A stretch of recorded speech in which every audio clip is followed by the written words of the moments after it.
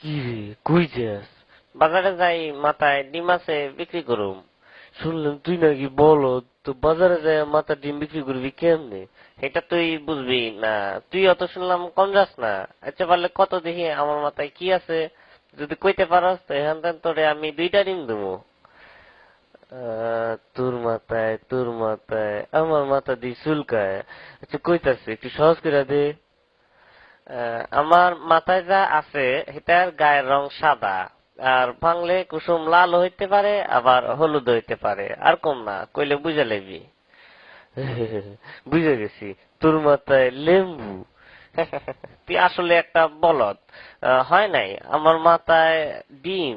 ইসিরে, এটা আমি সন্দেহ করছিলাম।